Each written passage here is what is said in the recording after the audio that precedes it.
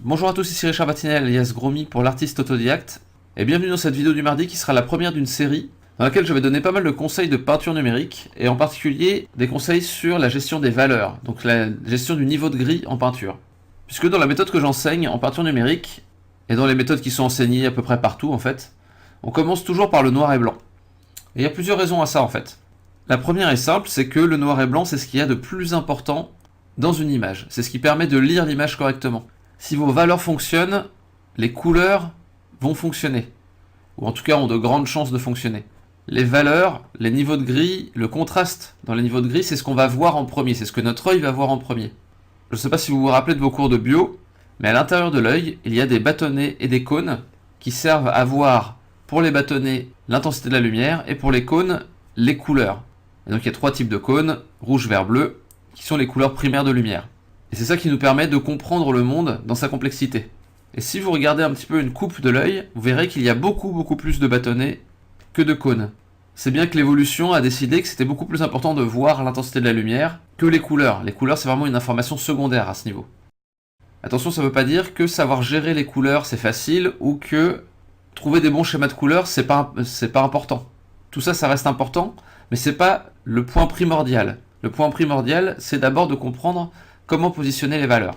Un deuxième exemple pour vous montrer que c'est le plus important, c'est que quand on prend une image qui comprend les trois informations de couleur que sont la luminosité, donc les valeurs, la teinte, c'est-à-dire ce qu'on appelle couleur habituellement, donc est-ce que c'est rouge, est-ce que c'est vert, est-ce que c'est bleu, est-ce que c'est violet, est-ce que c'est rose, etc. Donc la teinte.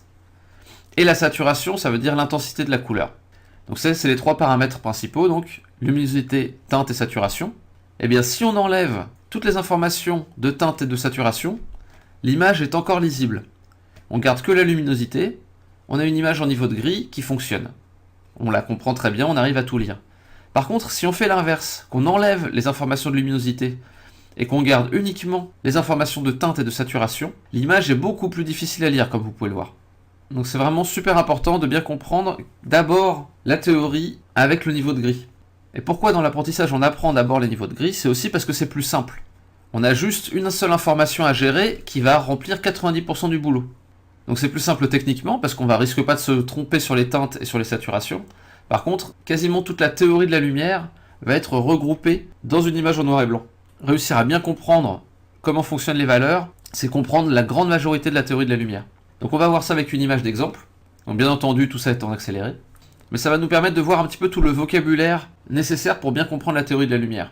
Ça va vraiment être la base de cette série, pour laquelle je sortirai une vidéo toutes les 2 semaines en gros. Donc il y aura quelques vidéos entre, en particulier parce que je vais bientôt sortir un pack sur le drapé, et aussi pour parler des cours mensuels que je donne sur le site de l'artiste autodidacte. Mais là on va passer pas mal de temps sur toutes ces questions de lumière. Et si vous voulez en savoir plus d'ailleurs, et avoir des exercices pour progresser là-dessus, je vous conseille mon pack sur la peinture numérique, qui parle en profondeur de tous ces points-là, et de toute la théorie qui est autour de la lumière. Donc le premier point qui est très important quand on étudie la lumière, c'est de savoir poser une direction de lumière directe. Donc, la lumière directe, qu'est-ce que c'est? C'est la lumière d'une source principale, comme le soleil ou une ampoule, enfin tout ce qui va convertir de l'énergie en lumière. Une bougie, un feu, enfin voilà tout ça. Ça va créer une lumière directe qui vient d'une source précise et qui va sur un objet.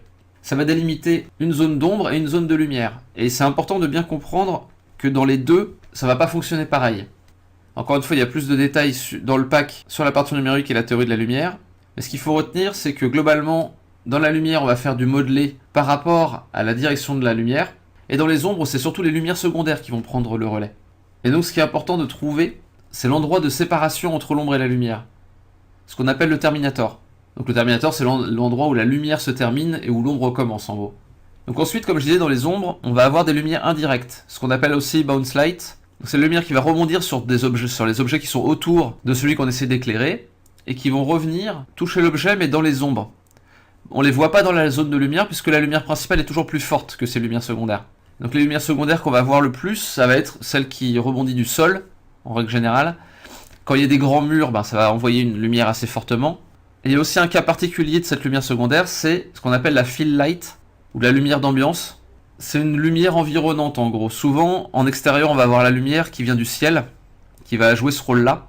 Puisque ce qui se passe dans un extérieur, c'est que le soleil va passer dans l'atmosphère, va toucher tout un tas de particules dans l'atmosphère et va redescendre sur le sol et va remplir un petit peu, baigner les objets de lumière en gros.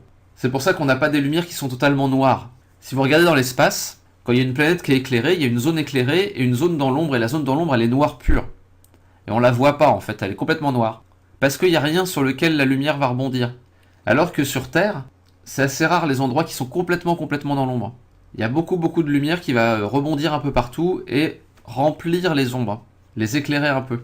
C'est pour ça qu'il ne faut pas faire des ombres trop noires la plupart du temps. Dans la plupart des cas, si on pousse trop le contraste, ça va souvent poser des problèmes. Donc il faut penser à cette fill light. Ensuite, dans les points importants de la théorie de la lumière qui vont s'appliquer en noir et blanc comme en couleur, il y a aussi les valeurs locales. Donc, ce qu'on appelle les valeurs locales, c'est la vraie couleur des objets. C'est-à-dire que quelles que soient les conditions d'éclairage, un objet blanc va toujours être plus clair qu'un objet noir. Et ça, c'est un point qui est assez important à comprendre. Et il y a des choses comme ça qui font que une image va fonctionner ou pas en fait. Et par exemple, quand on design un personnage, comme ce que je suis en train de faire là, c'est très important de bien gérer les zones claires, les zones sombres, et surtout les endroits où il y a du contraste entre les deux. Il faut essayer de mettre le contraste entre les zones claires et les zones sombres aux endroits importants du personnage. Et c'est un peu pareil pour une illustration en fait. On va essayer de mettre le contraste là où on veut attirer l'attention. On utilise des zones claires, des zones sombres, des zones éclairées, des zones qui sont dans l'ombre. Tout ça pour créer une bonne combinaison qui va créer un contraste fort qui va attirer l'œil. Et surtout, on va essayer d'enlever le contraste des endroits où on ne veut pas attirer l'œil. C'est surtout ça qui va être important. De ne pas détourner l'attention du point focal, le point où on veut que le regard du spectateur se fixe. Puisqu'au final, quand vous êtes en train de faire une image, vous êtes un peu un manipulateur du spectateur. C'est vous qui guidez le regard du spectateur. C'est vous qui lui dites « Regarde, ça c'est important ». Donc ça c'est pour tous les points principaux, c'est tous ceux qui sont couverts par le pack actuel de peinture numérique. Ensuite, il y a d'autres points qui vont être importants aussi, que je vais traiter prochainement dans le pack de peinture numérique. Certainement l'année prochaine, cette année ça va être un petit peu compliqué pour moi. Mais j'en toucherai 2 mots du coup dans la série que je suis en train de faire. Comme ça permettra quand même d'avoir quelques billes et de travailler ces points-là en attendant que je fasse les packs plus complets. Donc le premier point, c'est les matériaux. Différents matériaux vont pas réagir de la même manière à la lumière. Il y a 2 paramètres principaux qui sont importants. Il y a la réflectivité des matériaux. Est-ce que l'objet renvoie beaucoup de lumière ou en absorbe beaucoup? Et le deuxième point, c'est la transparence des matériaux. Est-ce que l'objet laisse passer la lumière ou pas? Et après, il y a plein de variantes de ça en fait. Dans la réflectivité, il y a les objets qui vont être plutôt brillants, il y a les objets qui vont être plutôt métalliques. Ça va pas réagir exactement de la même manière. Et pour la transparence, c'est les objets qui sont plutôt translucides ou qui vont laisser passer la lumière mais en la diffusant à l'intérieur, comme par exemple un fruit ou la peau. Et il y a ceux qui sont vraiment transparents comme le verre, le plastique transparent, des choses comme ça, qui vont juste colorer la lumière mais pas forcément la diffuser sur une grande masse. Donc ça c'est des choses qui sont un peu complexes, un peu techniques, et donc il faudra que je fasse un pack particulier pour régler ça. Et globalement, pour la transparence en particulier, c'est beaucoup mieux de l'étudier en couleur qu'en valeur. Après voilà, en valeur il y a déjà toutes ces questions-là qui se posent. Donc voilà, les matériaux c'est déjà un bon sujet, parce qu'après il y a plein de matériaux qui vont avoir une combinaison un peu des deux qui va être particulière, qui va être intéressante à traiter aussi. Mais donc après on a d'autres points encore, qui sont plutôt des points qui sont liés à de l'illustration ou à des points un peu techniques de la lumière, comme l'exposition par exemple, le fait de sous-exposer, de surexposer une image, de l'exposer plutôt pour les zones d'ombre ou de l'exposer plutôt pour les zones de lumière. Tout ça c'est des choix à faire, des choix de narration aussi. Ça c'est des points qu'on verra encore plus loin dans les packs sur la lumière, parce qu'il y a des choses un peu techniques à comprendre, quoi. Qu'est-ce que c'est qu'une image exposée pour la lumière? Qu'est-ce que c'est qu'une image exposée pour l'ombre? Qu'est-ce que c'est qu'une image HDR, donc High Dynamic Range? Et en quoi c'est intéressant d'utiliser l'un ou l'autre, suivant les cas. Et donc les 2 derniers points qui peuvent être assez importants et qu'on peut traiter dès le noir et blanc, c'est la composition. Bien composer son image en valeur, en niveau de gris, c'est super important et ça se fait à ce moment-là, au moment du niveau de gris. Il n'y a pas besoin de couleurs pour ça. Certes, les couleurs vont pouvoir rajouter des informations qui vont nous servir en composition, pour attirer l'attention sur des points particuliers ou pour détourner l'attention de certains autres. Mais le niveau de gris, c'est vraiment ça qui va faire toute la composition. Et après, dès le niveau de gris, sans parler de couleur, on peut aussi déjà penser style. Et on peut styliser la lumière. Et même en prise de vue réelle, si vous regardez des films différents, vous allez voir qu'il y a des styles de lumière différentes.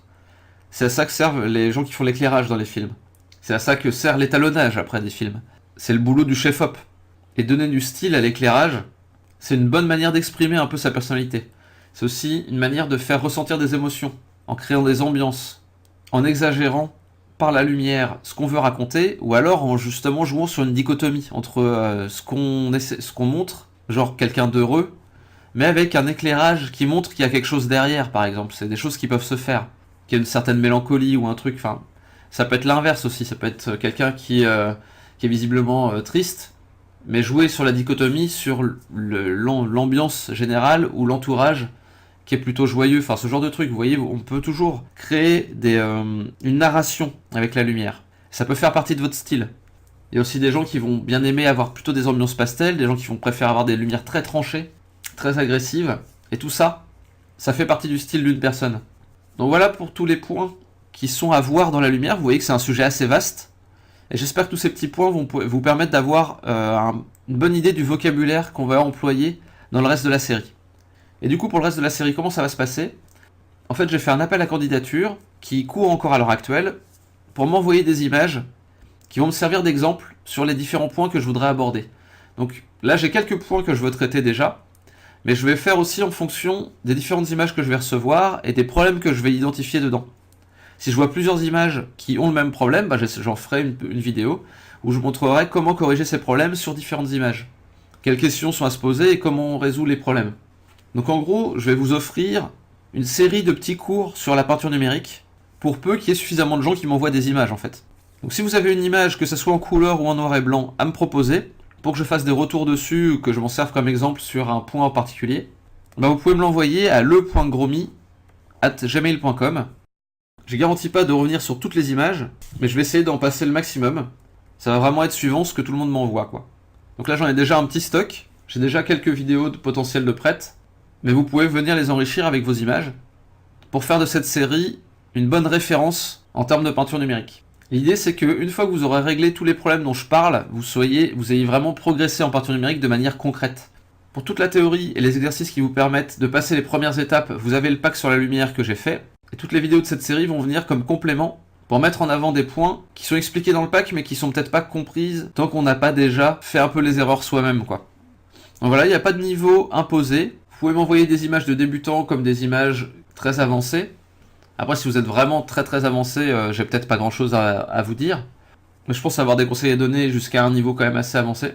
Et après, même si vous êtes débutant, que vous avez un peu de mal, je peux aussi donner des conseils sur la façon d'utiliser les brosses, sur certaines erreurs qui sont des erreurs basiques, mais qui sont récurrentes. Enfin, il y a plein de choses que je vois très souvent sur le net, et c'est toujours bien d'aider à passer des paliers en fait. Donc n'hésitez pas, quel que soit votre niveau, à m'envoyer vos images. J'espère que vous serez nombreux à le faire. Comme ça, cette série va pouvoir être la plus efficace pour tout le monde, en fait. Donc merci à tous. On se retrouve dans 2 semaines pour la suite de cette série, puisque la semaine prochaine, je parlerai du pack sur le drapé que je suis en train de finaliser. Et donc d'ici là, dessinez bien, peignez bien, et on se retrouve bientôt pour la prochaine vidéo du mardi. Ciao, ciao!